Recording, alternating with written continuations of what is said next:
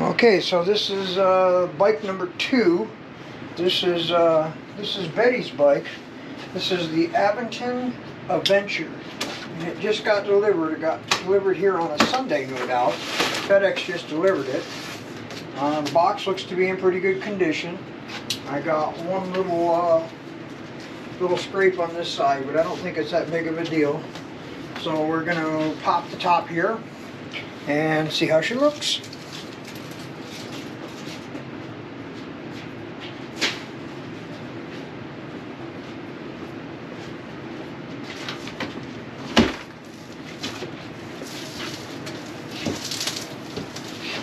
Oh, it's pretty. Just that beautiful red. Everything looks to be pretty good. Alright, so what I do is I pull all these staples out of the box so that when I go to lift it out of the box, these staples don't lay me open. Ask me how I know about that one. It's just kind of a smart thing to do. I did it on the last box, I'll do it on this one. It only takes a couple of seconds to get these staples out, and it's so much safer. You can see I already got a band-aid on this knuckle, and that was from when I just popped the box open just to take a little peek at it when the FedEx guy brought it here. And I cut my knuckle on something, I don't know what it was. Might have been one of these staples, I don't know.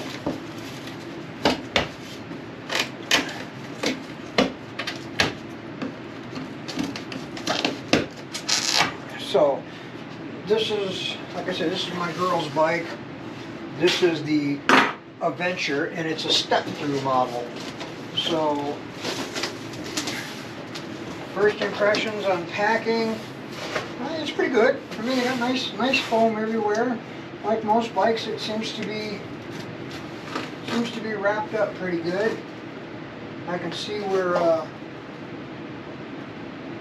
that little hole is in the side of the box on the other side, but it didn't hit anything. There was nothing there. So that's all good. First impressions are everything looks to be okay. So I'm going to pull some of this other stuff out. Let's see what we got here. The box. You know, that's parts, power pedals and stuff. Same thing here, another little box, more parts in it. I'm going to take this foam out. Nice block of foam.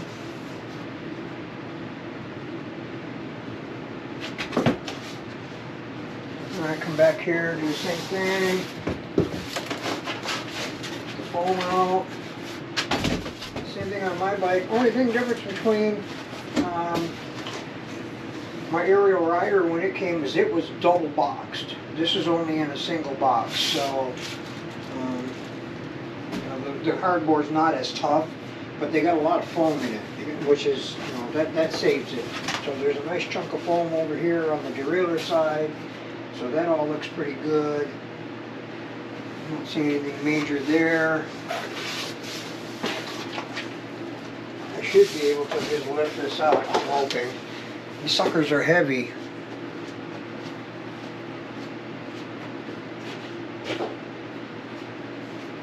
I lifted mine out of the box. Let's see if I can get this one out of the box. I wonder if I should maybe, I think I'm going to do that. I think I'm going to try to cut these zip ties and remove this wheel and fender assembly. That'll lighten it up a little bit and make it a little easier to handle. Let's see here. There's one.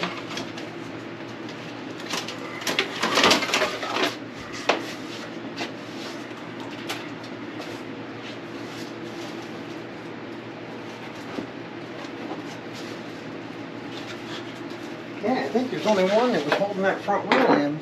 I should be able to pull this wheel and fender out. Yeah, come right out. Alright, nice.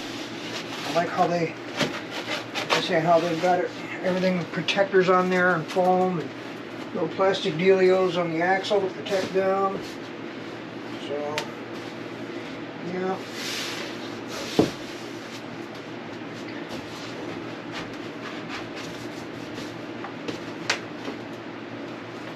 Okay, I hope it doesn't fight me too much trying to get it out of the box.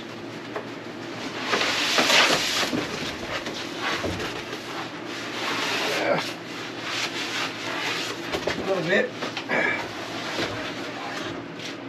That wasn't horrible. I don't think it's as heavy as mine. Zip ties, I always save those. Alright, I can get all the foam in here.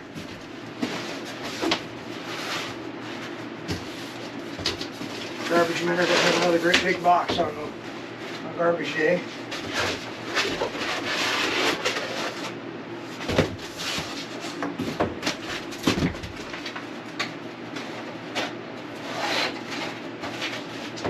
Alrighty. I'm going to pause this camera, get rid of the rest of this debris and cut all the zip ties off.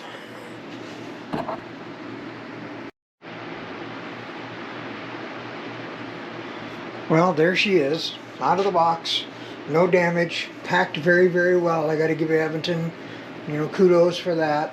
Everything looks to be in great shape. Got the fender, front fender to put on yet, and it's got the box of all the parts over here. I'm sure one of these has got the charger in it. I'm not sure which one. So I think the next thing I'm going to do is I'm going to put the handlebars on so I can lift up on it to be able to put the front tire on. I do like these tires how it's got this center rib on it, so it might ride a little better, might not be as noisy. These are big soft balloon tires, so I'm just really concerned about these as far as getting flats go. We're going to have to get some kind of tire armor on those, but that's, you know, further on down the road. You know, I'm just comparing this bike to my aerial rider. I like the grips on this one much better. They lock on both ends, and just it's a nicer grip. It's not them faux leather ergonomic grips that they seem to put on everything. The seat's nice. I mean, it feels okay. I'm sure we're going to change this. This is probably we're probably gonna put a Cloud 9 on it. Once you've had a Cloud 9, you don't want anything else because they are a nice seat. Motor on this, and it's like I notice a huge difference between my aerial rider, but that's, you know, a 1,000-watt hub motor, Bafang 1,000-watt hub, and this is a 750-watt Bafang, and you see quite a bit of difference in the size of the motor when you have them side by side. But other than that, I mean, this is a beautiful bike. The paint's really nice. Everything seems to be put together real well on it. I know these things are hugely popular. It's another one of those bikes that it's great bang for the buck. You know, it's a good quality bike. They got great customer service. Hopefully I don't need that. You know, we'll cross our fingers. But I hear they have great customer service, and you know, I'm thinking that, you know, this is going to be a great companion to my bike, and when we go out riding together, we're going to have a ball on these things this summer. I'll ride mine more, of course, because I'm going to use mine as a commuter, but you know, hey, this is I got no complaints with this one. It's very nice as well. So I'm going to shut the camera off here and get to putting it together. Okay, so I should talk a little bit about this box of accessories here. So when you open it up, this is what you see. There's your owner's manuals right on top. There are a couple other little, I don't know what this is about, how to shift, and this is for the derailleur, I take it. Okay, so hydraulic disc brakes. But this is what's really cool. They give you a little package of grease. What's this for? It's for putting on the pedals. You put it on the threads of the pedals, and it keeps it from seizing into the crank arms, because you have two dissimilar metals here. You have steel and you have aluminum. So you want to grease the threads on that, and that keeps it from seizing up inside the crank arms. They give you a couple of reflectors, front and rear. Yeah, we'll put these on. You can't have too many reflectors. You're riding around at night, you want to be seen. Now this I'm not really sure. Oh, it's a spare. This is a derailleur hanger. So if you should happen to, you know, your derailleur should happen to take a hit and get smacked and it breaks this, you know, little cast aluminum bracket, they give you a spare. That's pretty cool. And then let's talk about this here. Look at the tools they give you. They give you this nice little little folding. I mean, you could probably do a lot of things on the bike with this. I didn't assemble it with this, but you could.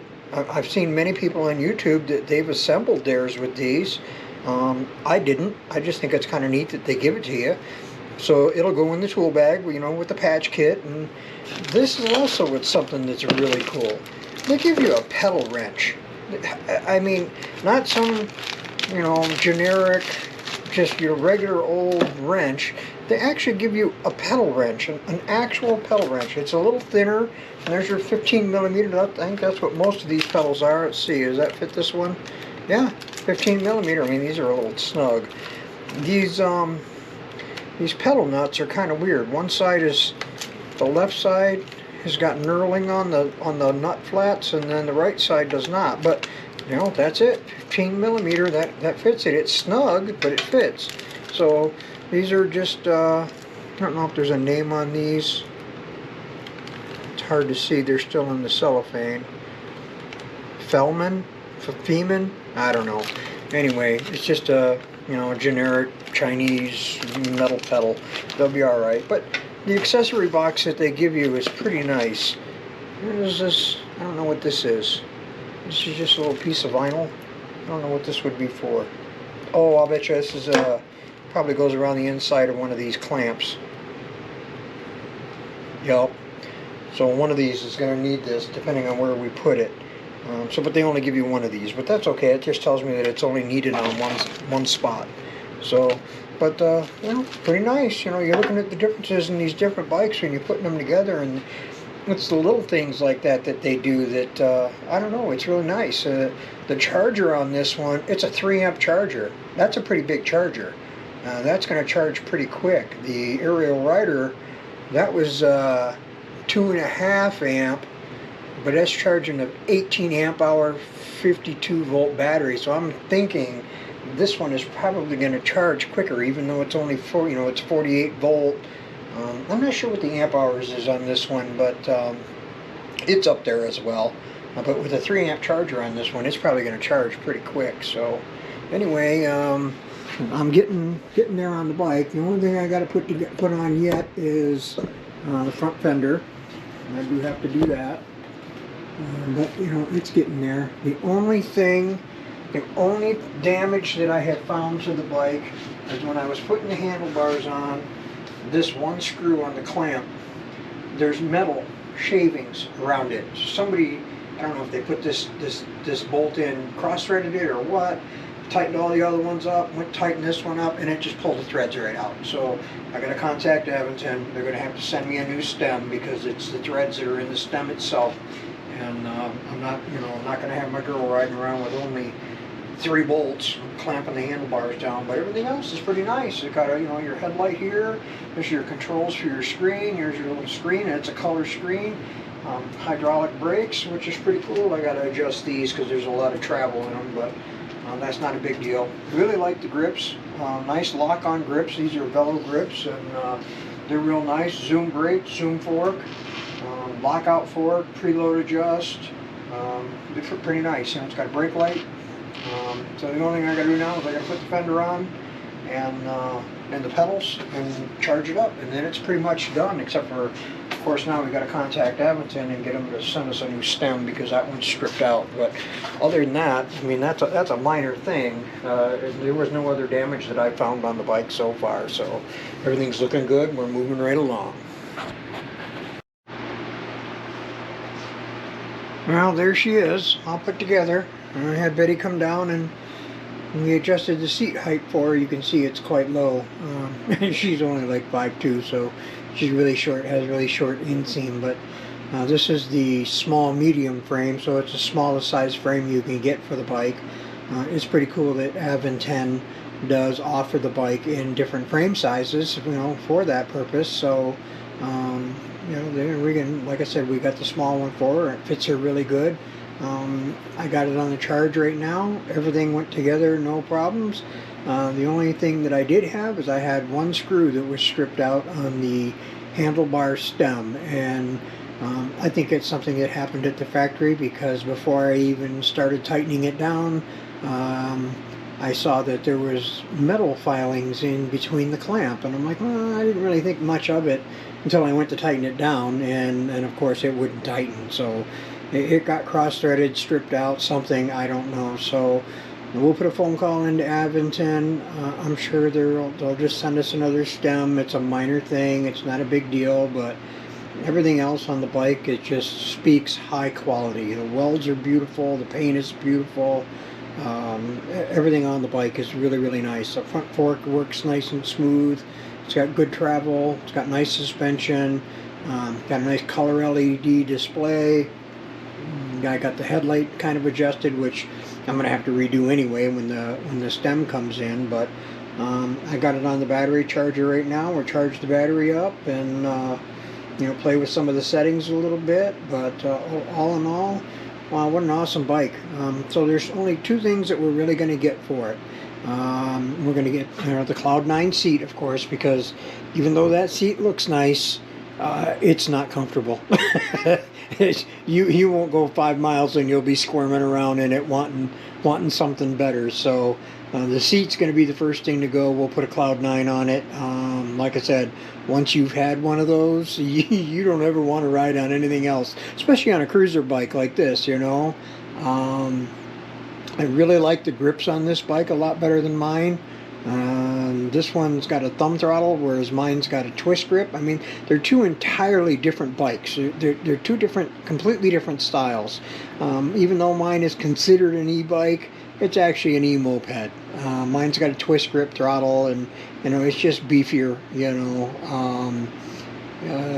This one, the other thing we'll do is we'll get the rack from Aventon. We'll put a rear rack on it. We're going to figure out some way to put a little tool bag on it, because every bike should have that. I see this one's got brackets for a water bottle. We'll probably put a water bottle on it for her, because we carry some beverages with us. But other than that, I mean, wow, what a really nice bike. I mean, it was packed well. They shipped it really fast. The quality on it seems to be very, very high. Now, we're in Michigan. This is end of January, and we got snow on the ground outside, and it's only supposed to be like 21 degrees today, so the bikes aren't coming out for a while. I haven't ridden mine, and this one's not going out. We'll wait till the snow is gone, so we got time to work on these things and fix them up, put the little accessories and doodads we want on them, and get them ready for spring. But both of us are really excited about riding our bikes, and this is going to be a fun thing. This is a new chapter in our lives. So for me, this is kind of cool because, when I was a kid, I worked in a bike shop. I was a bike mechanic. And then for many, many years, I worked in the same bike shop as a moped mechanic. And this was back in the late 70s and early 80s. And I worked on just about every kind of moped that there was out there back in the day. And then, now this thing is e-bikes. In the last couple of 3 years, the popularity of these e-bikes has just taken off, especially with the, the COVID and the pandemic and all of that. People they were trapped in their houses and they wanted to get out. And for many people, bicycling is not necessarily an option, either because they have health issues, bad back, bad knees, whatever the case may be. So the thing that's really cool is the e-bikes allow you to get out and get some assistance from the e-bike so that you can actually ride a bike again. And it's kind of opened up a lot of avenues for people that maybe had physical limitations. For us, yeah, it's the same kind of thing. I'm not a kid. I'm almost 62. Betty's 61, 60.